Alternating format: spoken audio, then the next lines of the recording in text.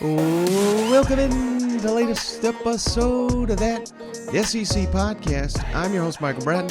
I go by SEC Mike on Twitter. And I'm joined, as always, by my cousin Shane, who goes by Big Orange Balls on Twitter. What are you up to, you big Tennessee homer? Hey, buddy, what's going on? Oh, man, I am excited for this episode. We got a ton of great content. I got you back on the show. How you doing, brother?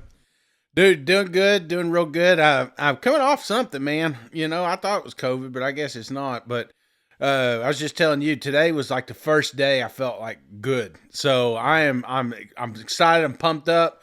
My oldest is coming in to visit, so we're gonna have dinner after this. So all is well in the Shane household, brother. Well, that's great, Shane. But let me ask you: are you having the same meal as Will Levis and the Kentucky Wildcats? Did you see what they had for their team dinner? I have not. I mean, first thing I thought of was banana and mayonnaise, so I have no idea what they had for dinner. They posted this online. I'll share it on the YouTube page, Shane. Gator, of course. They had some Gator after beating Florida in the swamp. We got to keep giving them credit. Top 10 team, number one in the East right now. They're the only SEC East team with a victory in conference play. So they're enjoying themselves right now, and they deserve it after what may be the most impressive win in the country so far this year. You know what? Hey, Mike, they'll be floating around East Tennessee next week, you know. So I've had the Gator meat. Now, I'll tell you, I'm not a big fan. Everybody tells you it tastes like chicken, and yeah, bad chicken, you know. I mean, you got to throw more seasoning on to make a Gator good, but maybe I just haven't had the right chef yet. But yeah, no, good job. Congratulate Kentucky, but you know you can't let it slide, man. You know I mean, App State's a prime example. You got to get back on the horse and get ready for next week. Yeah. Well, you mentioned Tennessee, Shane, so let's jump on down to Rocky Top next, where I don't know if you saw this yet, Shane, but Jalen Hyatt here on Tuesday met with the media. He says them Vols, Shane, got the best receiving core in the SEC. Let's kick it over to him. Coach Goles said that he wants you guys to believe that you're the best offense in the country. Is that something you agree with? Is that the mindset every week? Yeah, that's every day. Every time we come in the facility, every time we meet, that's the standard. You know, we want to be the best offense in the country, and it starts every day in practice. It starts every time we prepare for anybody we're playing that week. So, you know, that's the mindset and that's the standard every day. Jalen, as well as you, Cedric, and Brew are playing right now, is there a better wide receiver room in the country? I think we're the best receiver core in the SEC, and you know, to do that, we got to keep doing what we're doing, keep making explosive plays. When Hook throws it up, you know, it's not a 50-50 ball. We have to come down with it every time just to be the best receiver core in the SEC. I feel very comfortable with the guys we have, especially with Hook being the quarterback. We just got to keep going every day. Hey, Shane, I just love this because, hey, you're 2-0. You're sitting here pretty. You're hosting Akron. You're a 50-point favorite in the ball game. Now, I already know the answer to the question because I know who I'm asking it to, but does Tennessee really have the best receivers in the SEC?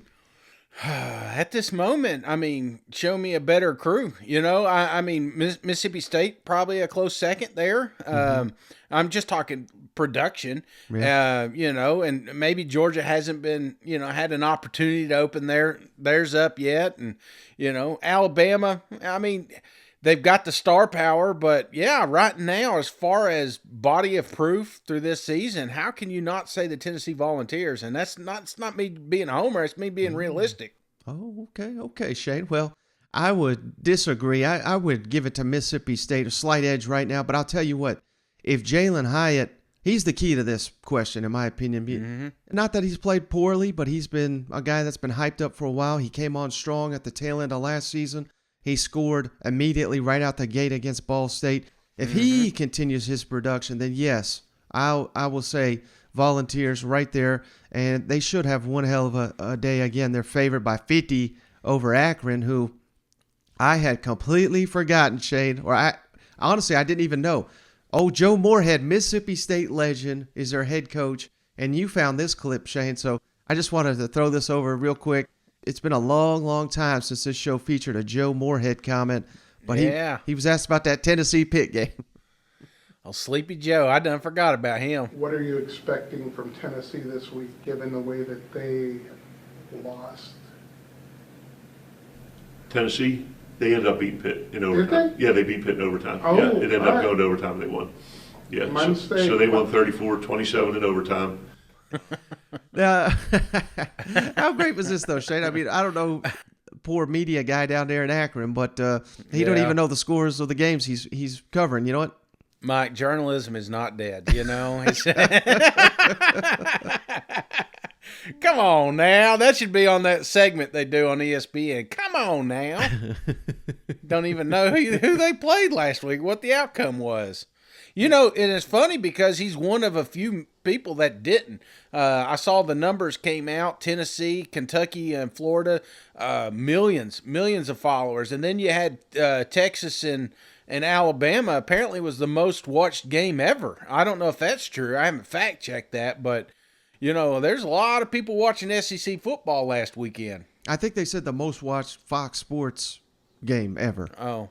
Well, Which that it- don't count. I mean, Big 12, Big Noon kick, you know. Right, but they get one SEC game in there, and my God, the ratings are through the roof. You know what? Well, they've been advertising this damn thing for months now, so that's good for them. Money's paid off, but again, I don't know if you saw it. We'll throw it up there on the pod here if you're watching on YouTube. But Tennessee and the Kentucky-Florida game were right there, neck and neck with I want to say collectively 7 million people watching. So it was a big deal. Yeah, SEC had 3 of the top watched games over the weekend. So, man, just an incredible number, Shane. But I'll tell you where they're not incredible. We got to kick it down to College Station. Jimbo Fisher, he's having to answer some tough questions, Shane. And, you know, I can't remember if I referenced this on the show, if I referenced this on the Twitter Spaces, but, you know, there was a stat that, you know, if you're down your center, you fail to cover about 80% of the time in college football. And suddenly I'm sitting here saying, well, wait, Auburn's center medically retired before the season started. Texas A&M has been without Bryce Foster, their center. Maybe there is something to this center being out, being a real issue in college football. But the reason I bring that up, Shane, good news for the Aggies. Bryce Foster, their standout center, expected back for the Miami game. Now, that having your center is not going to cure every issue you got on offense, but it's a good place to start for them Aggies. But let's kick it over to Jimbo, Shane, because, again, you know, he's admitting there's issues, but it doesn't seem like he's taking too much accountability, in my opinion. And still, he's hyping up Appalachian and all their veteran players and all this. Get out of here. Get out of here with that bullshit. Yeah, there's no more excuses, so let's kick it over to him. Coach, when you get into the season, do you ever have a worry that maybe your system is a little too complex for your quarterback room? No. Our guys know exactly what they're doing. And if you look at it, it's not just everybody says the quarterback room, but those mistakes, they were ready to do some things they were right and miss a block, get a route too deep, or get a route, or they cover a guy and get into the next guy. I mean, no. They know it. They can see it, do it, and we had throws to be made, and we missed some throws. I mean, there's a physical part of that, too. They know exactly what to do. If you got into a point in the season where things just weren't clicking, would you ever consider simplifying some of the decision-making? Oh, we do all the time. There are a lot of those decisions were very simple, and we constantly evaluate that. We evaluate all that stuff every day. When guys make decisions, how they're decision-making, how they're handling it in practice, and what goes on in the game, that's an ever-going thing that's always done by game plan, by what they do on defense, what you're doing on offense all the time. Okay, Brent. A head coach has a lot of duties during the course of a game. It seems like you have your hands full. Would you ever consider turning the play calling over to someone to where perhaps the offense could be more efficient? In time, I would. Yeah, focused in possibly on- could. I mean, you always evaluate those things, and everything we do, evaluate everything we do, and it's a conglomerate of play calling too. I mean, we're getting information from everybody and thoughts, and the ideas that we put down in those calls and what we do going in the game on our sheets it's a collective group decisions based off our offensive staff and what we do and how we do things. But yes, possibly yes. So you don't ever feel like maybe your ego would get in the way of that? You could No. say, hey, whatever it takes to win. Listen, no, whatever it takes to. I'm always whatever it takes to win. No, my ego would not. Winning takes all effect over everything. I promise you that. Jimbo, down Yes, here. sir. A couple of the guys alluded to 2020 with Alabama, and they said how that was kind of a a wake-up call type game and how you guys won after that. Do you view this as somewhat of a wake-up call type game, and what can you use it moving forward? That all depends on how you wake up and what you do the next day and how you respond to it and what you do to things. And like I say, life's about what you do the next part of it, and the next day and the next play and whatever happens to it. Hopefully that'll be a great thing. And I like them referencing that they're capable of doing that and what happens and the way things go. Now we have to prove that on the practice field and go. We had a very veteran team in that group, and I think they understood the importance of details, which we talk about all the time, which guys still strive for all the time and do what we do. Like I said in that game, I don't think effort or anything else determined that. I think we played very hard and very physical. We just didn't execute at a high level, and hopefully we'll practice better to be able to execute during the game. And I promise you, I'm all for that. Quarterback situation, do you think, will you be considering a change at the starting Possibly could. I mean, we'll evaluate everything this week. We'll evaluate every position this week and all the things and different guys. Coach, in terms of the consistency of the execution you're seeing in practice offensively, is it where you want it to be in practice and it's just not showing up on game day, or are there some things that you're having some trouble with? Both. Consistency I mean, both. We're not playing with the exact consistency all the way through, but I thought we had a good week of practice last week. I felt comfortable going into what we did. But then you'll have your little spurts, and we had them right off the bat here. We had them right off the bat. Like I say, got behind the 8 ball off that. And then the third drive, we score. And then the fourth drive, I was excited. We had a shot play and had the guy who actually got the sack. Should have been double teamed. We had him double teamed and taking a one-on-one shot and didn't get it, and didn't get it down there. A couple, just some things that young guys in there we got to get fixed. But that's not on guys. That's on coaching too. Listen, we have to make sure they understand exactly what they're doing, how they're doing it, and what we do. And we got to coach them better, put them in those positions to be successful to do that. But yes, that's where senior leadership and having 4th and 5th year guys does make a difference. I mean, but that's the world we're in today. We're not into the 4th and 5th year world anymore. Some schools are. Now, App State is a school that was. Almost every guy on their team, except for 3 or 4, was a 4th year guy.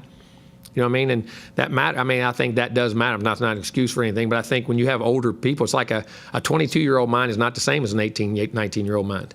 I think those things matter. But that's the world we're in college football, and the high-level schools are recruiting well because those guys are 3 and done. By the time they're 21, most of them are heading out to pro football or haven't played and are transferred. I mean, that's kind of the world you're in. So those are issues in which you have, but you still got to coach them and do well in it like everybody else does. All right, Shane. So, man, I don't want to say he's under fire there, but this is the first time in a while Jimbo has faced some of these tough questions from a very fair media down there in College Station, I think.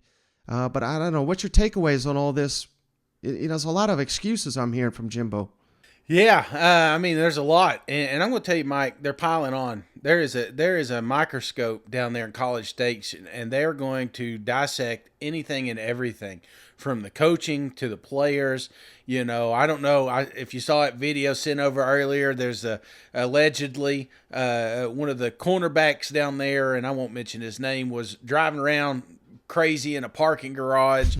You got people coming out talking about the book, because we all saw him on the sideline holding that book. It looked like that coach off Waterboy, and if he ain't got that book, he can't call the plays. I don't know if that's out of a movie or not, but you got that, and then you do got a quarterback controversy here because your quarterback one is not producing. So this is, and it's a joke to compare App State to Alabama, but week 1 should have been a wake up call, Mike, and it wasn't. Yeah. So that worries me because week 2 was a huge upset. So I am so scared of this Miami team that's coming in. I mean, what in the right mind thinks that this is even going to be a ball game, just given the body of proof that Aggies have done since week 1?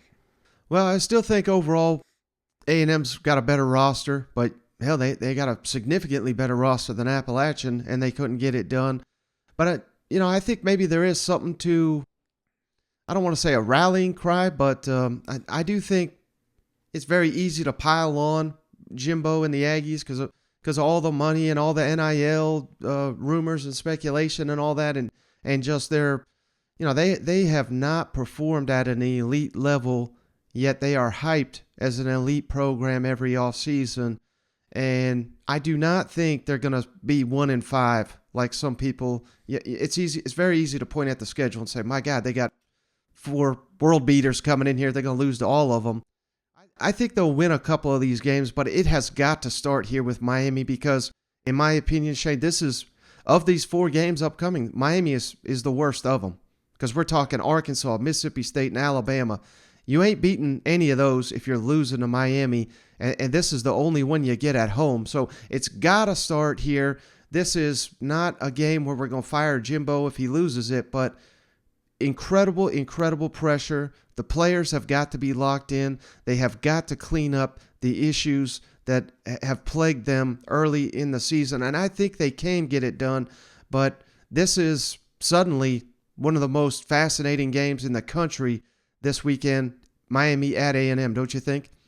Oh, how can it not be, Mike? It is a pressure cooker, and I'm telling you, it's just like everybody other than Aggie fans wants Texas A&M to fail because it's a fun story. You're seeing these calling kids, you know, they're doing this stupid thing on the sidelines talking about App State, so stupid jokes, you know. It was fun at the time. It was cute at midnight, you know, but now that you've lost to this team, you don't want this type of stuff to get out because you are a mockery to the nation, you know. And how do you but it can be repaired, and it gets repaired by changing something up, man, doing something different. Come out here and, you know, we've been told Texas A&M's great and they got a ton of talent. We've been fed that all summer long, but they've not produced on the field. Now's the time. Come out here on the national stage, because everybody's going to be watching, because they're expecting Miami to win this game. If you can come out and you can whoop their ass, then nobody's talking about the wheels falling off down there in Texas A&M. Right. And I swear, Shane, I'm not trying to pile on Jimbo, but this is just facts here. This is from David Hale. He covers college football for ESPN. He dug up some research, Shane. In the last 10 recruiting classes that Jimbo has signed, his quarterbacks of those 10 classes have started 89 games, and just 39 of the 89 games started, those quarterbacks started for the teams that Jimbo recruited them to. So 50 of those starts come outside another program. These quarterbacks are overall record 45 and 44. So basically 500 record, and 2 of them ended up on Last Chance U. So, you know, again, this is not like his reputation as this awesome quarterback coach. This is 10 years of issues of misevaluating or failing to develop, and this has got to get corrected. This is the number one issue with A&M. They got all the talent in the world, they got all the pieces, but they have struggled at quarterback.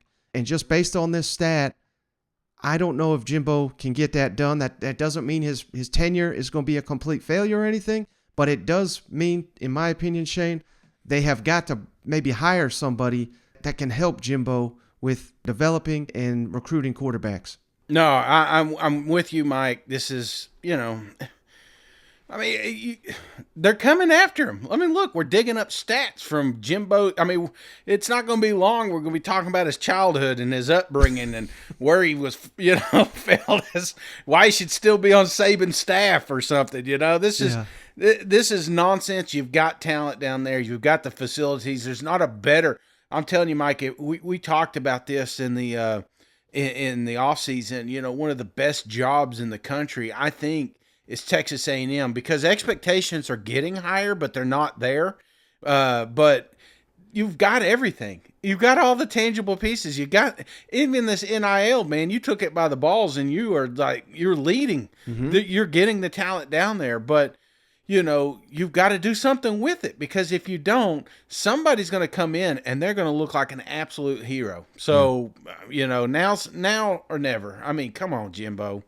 Now, one other place, Shane, where they're kind of dealing with, I don't want to say hot seat, but a little turmoil there with the fan base. Let's kick it over to Columbia, Missouri, where old Drink has got one of the best quotes we're probably going to get this week, Shane.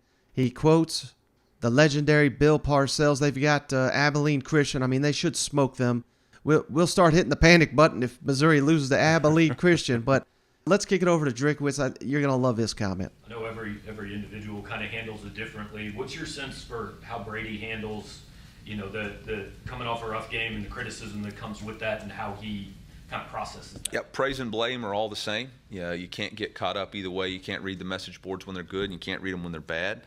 The reality of it is he defines his own success by the standard that he performs and the standard that we perform as a team. And we were below that standard, but it doesn't have to define us. One game is not the season. And I think everybody this day and age is real quick to want to make snap judgments. And after a glimpse, we're 2 football games in, had some really good, had some really bad. There's an old Bill Parcells quote that talks about, losers assemble in groups and complain. And I would add, get on Twitter and message boards and have all the answers. And winners assemble as a team and find ways to win. And that's what we're going to do. We're going to assemble as a team and find ways to win. And we're not going to focus on the toxicity or negativity. That has nothing to do with winning and won't produce any type of outcome for us that we want it to be. So our focus is, how do we circle up as a coaching staff, as a player, as a Mizzou football program, and find ways to win. All right, Shane. So, hey, we've been public on this before.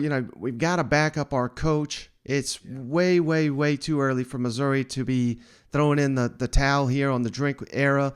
But understandably, that Kansas State loss was ugly. That's inexcusable. You can't be having this. But at the same time, Shane, you turn around here, you whip Abilene, and you go on the road to Auburn the following week. Auburn, of course, is playing Penn State this Saturday. Who knows what's going to happen in that ball game? But hell of a lot can change in a 2-week span. And, this may be a defining couple of weeks here for Missouri and Drink. Yeah. No, I'm with you, Mike. And thing with Mizzou is they got to keep winning the games they're supposed to win, and try to steal some of these 50-50 games. And I'm not saying Kansas State was, but I mean, Vegas has it a 1-score game, so that's, in my eyes, a 50-50, and you got to keep them close. So, bounce back this week, tune up, fix the mistakes you made last week, because there was several. But again, this is something you're establishing a foundation there. So I'm not burying them, but this is the SEC, and we want wins now, not later. So just bounce back. I mean, what else can you say? Just fix the errors and get your playmakers more involved. Now, Shane, what looks to be the game of the weekend in the SEC, Mississippi State traveling down to LSU. Let's talk some Bulldog football here. Mike Leach and company, red hot, 2-0, just whipped Arizona on the road, destroyed Memphis in the opener. Now, people, we can find out for real if Mississippi State is legitimate. We've been hyping them up, but none of that matters until you perform in conference play. Mississippi State, of course, went to the wire with LSU, but LSU won in Starkville. But last time they were down in Death Valley. Mississippi State, just a heroic performance there from their offense, setting records. It's a new LSU team, obviously, but this is a great spot, I think, for Mississippi State and their veteran team going up a Brian Kelly coached LSU that is, they got talent too. Let's no mistake. This could be a very, very tight ball game. But when you talk about experience and leadership, I think I'd sure rather have Mississippi State's team than LSU's in this matchup. What do you think? Yeah, I mean, if you're not listening to this podcast, there's no one else talking about Mississippi State short of local stations. It's just they're not getting the respect they deserve. Obviously, look in the AP polls. There's no reason this shouldn't be a top 25 team. We're talking more about LSU's cupcake game last week than we talked about Mississippi State going out there and laying the hammer to Arizona. So I think this is a catapult game for Mississippi State. This is going to wake up the country and let them know that this is a legit program in the West, and it's going to be the toughest test that LSU's had this year, in my opinion. Florida State played them good, but Florida State is nowhere near as talented as Mississippi State is, or maybe I shouldn't say talented, but like you said, just on the same page. Their offense is a machine right now. They're fine-tuning a few things, and if they manage to do that against LSU, boy, I mean, this may be Brian Kelly's toughest matchup in a long time.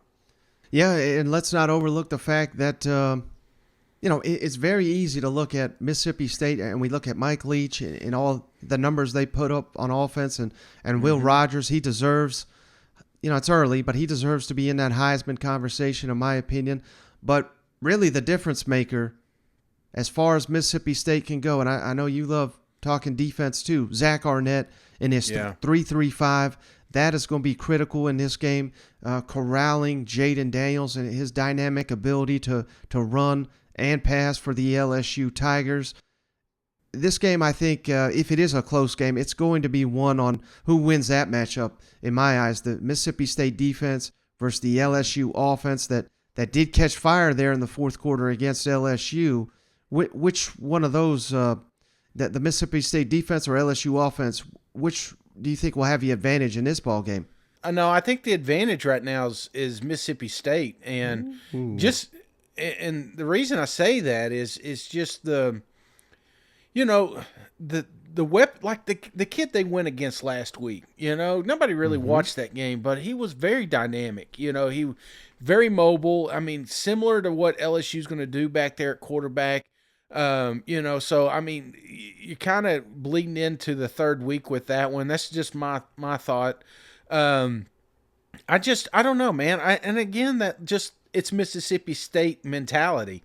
I think there's a lot of people that could easily overlook the Bulldogs because it is just Mississippi State. And, does LSU do that? I know there's a lot of fans doing that right now. I mean, it's clearly online. They don't think this is going to be a game. This is a redemption game for Kelly.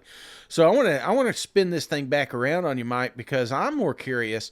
Is this a must win? Not a must win. Is this bigger for Kelly to win, or would it be bigger if Kelly lost this thing? I think it's bigger if he loses it, Shane, because I don't care who Mississippi State's got at quarterback or coach or how good they are. LSU fans expect to win this ball game, even if Mississippi State's ranked, and hell, we know they deserve to be ranked, but they're not. So perception is if you lose to Mississippi State that ain't even ranked in Death Valley, right? I'm not saying he's going to lose all his support, but there's going to be people wondering what the hell's going on. This should never happen to the LSU Tigers. So I think it's big for Brian Kelly, and if they lose this game, and again, I don't really think it will hold his program back long term, but right. It's gonna start bringing up those questions. LSU is a pressure cooker, brother. I mean, they'll get your ass out of there quicker. That's right. Than shit. I mean, I know he's got this mega deal, so he's not in any danger. But there'll be serious questions if he loses this ball game. I really do. I think those will start to bubble up a little. Absolutely. I bet they're offering Nick Saban every offseason, just for the hell of it. Just shoot him an email that he won't read, just because they do. They want to win. LSU, and that's one of those programs that can turn around real quick. They are very talented. They've got plenty of talent on that roster. It's just getting everything together. I mean, there was a big moral victory last week. I think they did work out some of their mistakes they made week one. But, again, if you overlook them Bulldogs, you walk right into a buzzsaw. Yeah, and let's kick it over to Mike Leach real quick, Shane. This is some funny comments on Brian Kelly. And interesting, it's important you listen to this one. Will Rogers, the trust that they have in him in this system, this is why he's posting such incredible numbers. Coach, LSU tried to out-athlete you guys in 2020 and lost, and last year kind of mimicked what other people do with the drop eight. Third defensive coordinator in 3 years. Does it really matter what they run, or are you just kind of true to what you're going to do, and how do you kind of approach that when there's a change in defensive philosophy? Well, we have to identify it. We have to be good at identifying it. I thought, last year I thought, we certainly could have won that game. We didn't, but the biggest thing is react and respond to what they do. But, just keep executing what you do is the most important thing. So I think you want to identify it. You want to kind of pinpoint your package around what you think will be best. And then you, no matter what happens, execute. Whether you pick the perfect play or not, if you execute it, you still got a chance. new head coach at LSU, obviously Brian Kelly. What do you think of his resume, of him as a coach, and what's your relationship kind of like with him? I've known him from a distance for a long time. You know, I was in small college the same time he was, so yeah, you know, I've always liked him. He's a guy that you know, takes the X's and O's seriously. You know, he's not in this business. There's a few sweater wearers. You know, they just want to wear the sweater and point various directions and things like that, and then you know, just kind of a PR figure. But he's not that. He's always been in the thick of it, and always a very knowledgeable X and O guy. So I've always liked him. Mike, going back to that the fourth down play that Will had that touchdown to Austin, Will had kind of said that originally you were trying to draw Arizona off sides, and then he made the switch at the line or called the play at the line. I guess what did he see on that play pre-snap, and how much confidence do you have, you know, with him to make a call like that in a big situation? We let him do it quite a bit. And then the other thing is, you know, kind of depends what they give you. I mean, sometimes you've got something that looks pretty good, and sometimes you don't, you know, and you have to be able to react quickly to it. So I can't say we'd always do it, but in that situation, you know, I mean, you guys would be raising hell if we hadn't gotten it, but we did. So, but I think that you want something where, you know, you're not just kind of in you know, the rhythm of making a good play, but, you know, you kind of see something positive, whether it's space or leverage or numbers or something that you can jump on quick. And if you don't, then you're better off kicking it or calling a timeout. Bryce said, hey, turning the page here to LSU.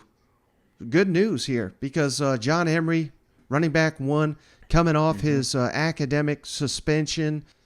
He had to miss the first two games, so he's going to be back. That could be big for them LSU Tigers. Of course, blocking is going to be a little bit more important than who's running the ball. But I love the fact that Brian Kelly notes that, you know, when you play Mississippi State, you have to come in with a balanced attack, because the way it works, Shane, if you're going 3 and out, you know, you are putting your defense in one hell of a tough position with Mississippi State throwing it 50, 60 times a game.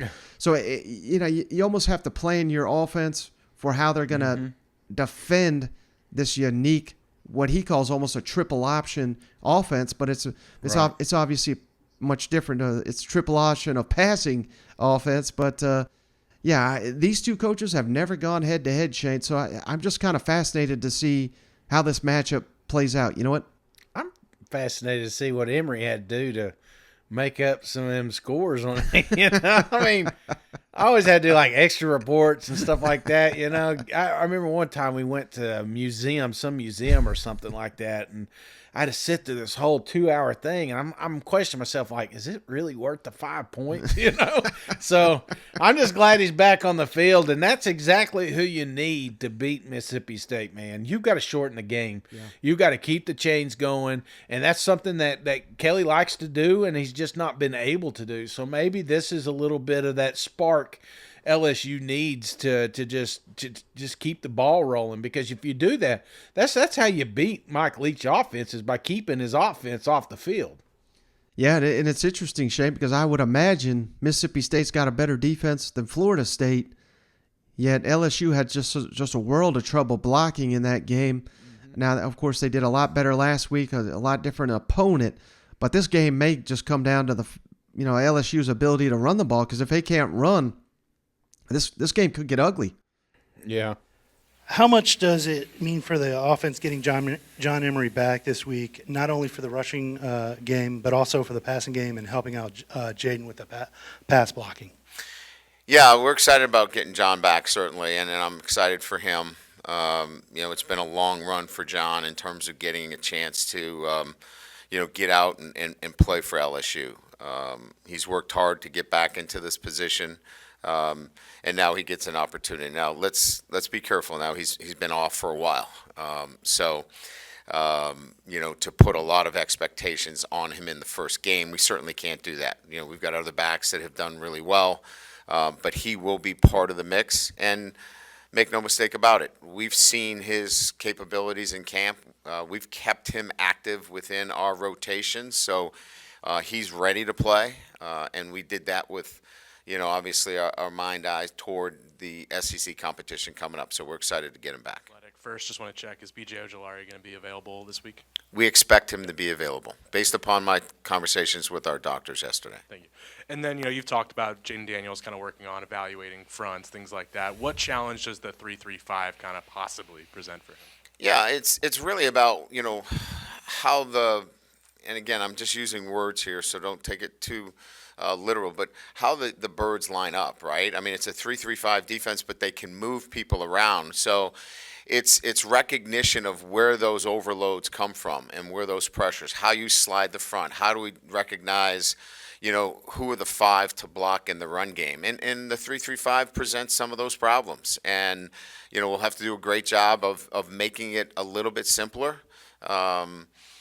We think that a tight end helps in this situation where you can pick up an extra blocker in those situations to clean some things up. But I've gone against the 3-3-5 on many occasions, and it does present some unique challenges. It's very good against, a spread offense. Sometimes you look to do some other things against it as well. It's a difficult system. And look, this requires your offense to be really good as well. Your offense and defense have to be linked together in games like this. Your offense can't be just chucking it downfield and 3 and out. You have to maximize your possessions. You've got to be able to make sure that you're not giving them extra possessions. So the linkage between your offense and defense is absolutely paramount when you're playing teams like this. Hey, Coach, when you face a team like Mississippi State and they have so many curveballs, does that sort of make you have to sort of adjust the way you practice this week? Are there any sort of adjustments made on that end, or is it just try to practice more normally and make the adjustments just more schematically instead of actual game day practice? Yeah, it's a good question. I think perceptually that people think that there's a lot of curveballs, but this is dive, QB keep, or pitch. There's maybe 4, 5, 6 concepts that are run so well and so efficiently that if you get too cute on defense, that's where you get exposed. Or you try to do one thing to take it away. If you play too much man, if you play too much 3-man rush, if you try to be one-dimensional defensively, that's where you get in trouble. So this is really about trying to change up your looks, try to make it so they don't see the same thing every time. But they're going to run what they run. And they just run it better than you can defend it in 3 days of preparation. And again, I go back to that. I know you're going to get sick of the triple option analogy, but it's so true in that this is the air raid concept. They run it better than you can defend it in 3 days. So you better tackle. You better have a really good plan on some of the things that they really like to do, or you're going to get exposed. Speaking of getting ugly, Shane, man, I hope like hell this is going to be a great game. But we got number 1 Georgia going on the road to South Carolina, coming off a tough loss there at Arkansas. Thoughts on this matchup, Shane, and what is it going to take for the Gamecocks to make this a competitive ball game? A damn miracle. I mean, let's be realistic here, Mike. I mean, I love the David Goliath story. I mean, they've done it before. Yeah. But this isn't even the same Bulldog team. This is a juggernaut. This is I mean, it is alpha dogs walking in. So that's a tough ask. But I don't think Arkansas is that far off, and you scrapped with them. You kept it close, and a couple of missed opportunities. I think, we talked about this on Monday's show. You've got some very explosive weapons on your roster. Get them the ball. Those type of athletes are the ones that can take 5 yards to 50 yards. Those are the ones that can shorten the scoreboard, So that's, in my opinion, because you're not going to get to run against Georgia. If you've not been able to run against anybody this year. So throw it out, man. Let's try something different. Look at maybe a Mississippi State approach, maybe, hell, you don't want to go fast tempo. Maybe an App State approach. I don't know. I don't know what you do, man. The more I think about it, I would not want to game plan for the Georgia Bulldogs at all. But, like I said, you've got some knives over there. Throw it at them. Yeah. And, normally, home field is always going to be an advantage for you. Unfortunately, This is an early kickoff, a noon kickoff. I hate when we get these big matchups and they put them at noon. But, hell, it certainly looked like Alabama was rattled at noon there in Austin, Texas. So any chance, and again, this may be slim because we know how fantastic Stetson Bennett is playing. He's one of the most experienced quarterbacks in the country. He's going on year 15 there in Athens. But, any chance he's rattled playing in Williams-Brice, because the last time they played down here in Williams-Brice was the COVID year. So, right. that doesn't count for fans and everything like that. It's going to be hot. It's going to be muggy. Yeah. Those fans are going to be fired up for the 2001. It's just imperative that South Carolina gets off to a hot start here. You know what? Yeah, it is. And it will be the toughest environment they played in since this year, so – but a noon kickoff's not a bad idea either, because those are the ones you want to sneak up on teams. So yeah, I mean, obviously you'd love Williams-Brice at night under the lights. I mean, it can get rowdy, but sometimes you can lull a team, and that's all you need to do is just keep it a game to the third quarter, to the fourth quarter, and then who knows what can happen. So, yeah. But if you get blown out right out of the gate and Georgia's up 3 or 4 scores, then that would be tough, man. Yeah, and let's kick it over to Kirby real quick, Shade. I think you're really going to love this. He was asked about being number 1 in the AP poll, and I'll just say it must be nice being the Georgia Bulldogs. Kirby, I assume one of those you're talking like what they call the long handoff, the high percentage passes when you're talking about substituting for the runs. I wanted to ask about Spencer Rattler, though. And I'm sure you saw the film. Some of those deep balls he threw, I mean, how much of an alert does your secondary need to be on for him and that South Carolina receiving corps?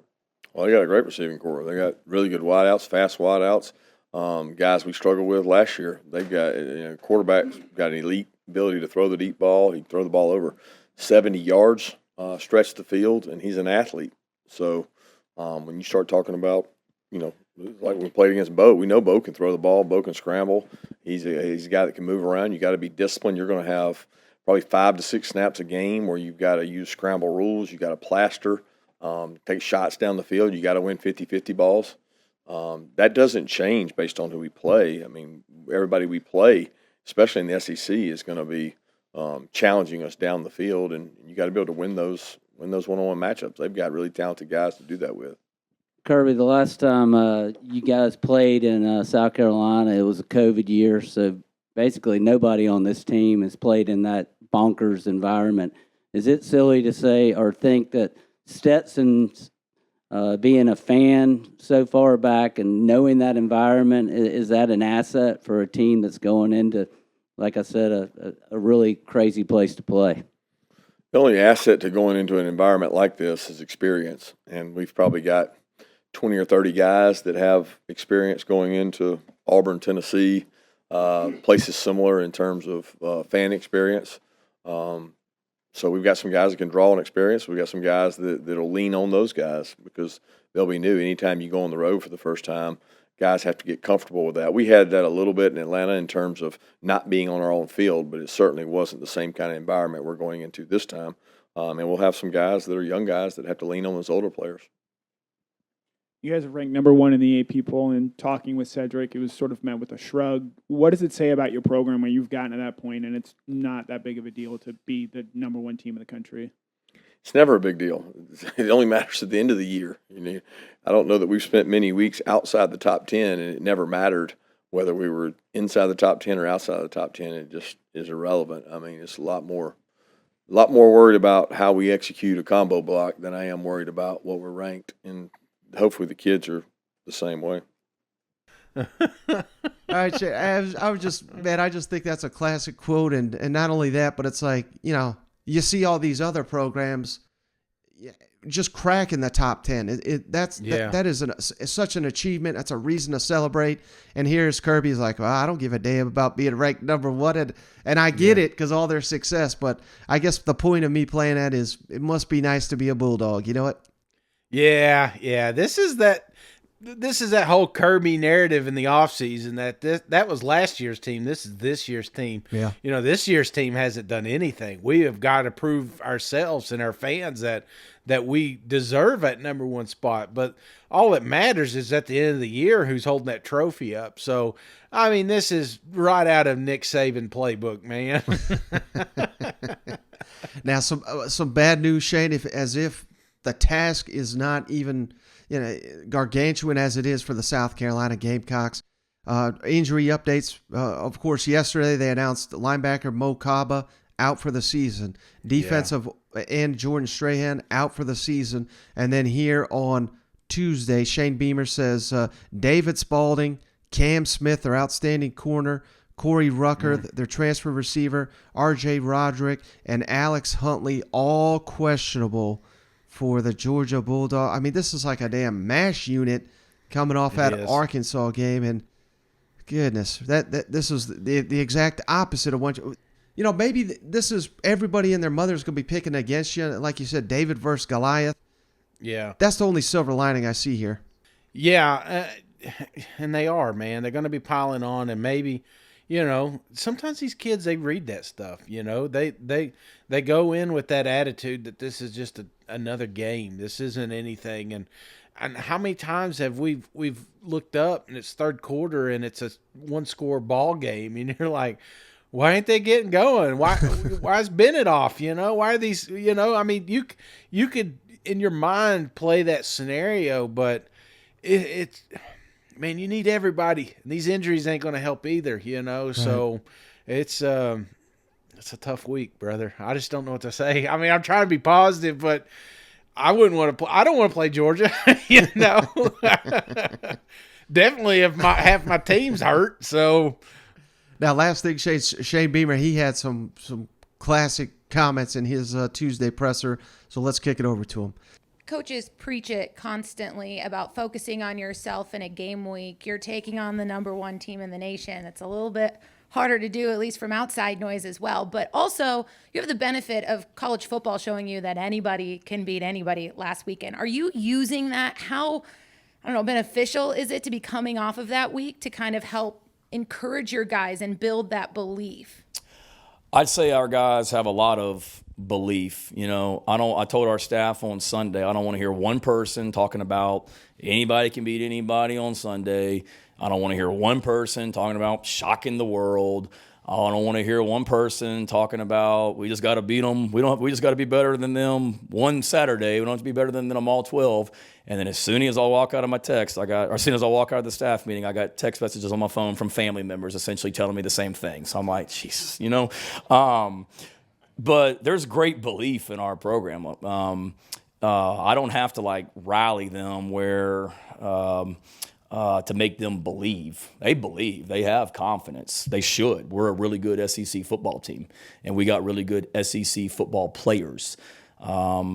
That a lot of players on this team that Georgia wanted on their team. And there's players on Georgia's team that we wanted on this team as well. So to answer your question, we have belief every single week. I don't have to sit in here and convince these guys that we can win the football game. We got a bunch of competitive dudes on this football team that can't wait to go compete on Saturday. Shane, I just wanted to start with, did you live in the same neighborhood as Kirby when you were there? Right? Just keeping a theme of the last couple of weeks. Nah, Kirby was making more money than me, so he was living in Athens. We were all out in the suburbs, me and out in Watkinsville, me and Sam. But y'all should do a story on the neighborhood that we all lived in, because I would say that pretty much every assistant coach that's probably ever coached at Georgia has lived in that one neighborhood. So I lived in there with Jim Chaney, who was our offensive coordinator, Sam Pittman, Glenn Schumann, their defensive coordinator's in there right now. Tracy Rocker was living in there. Jeremy Pruitt was living across the street from me. as they were transitioning. Mike Bobo lived in that neighborhood when he was over there. Brian Schottenheimer lived in that neighborhood when he was on the staff.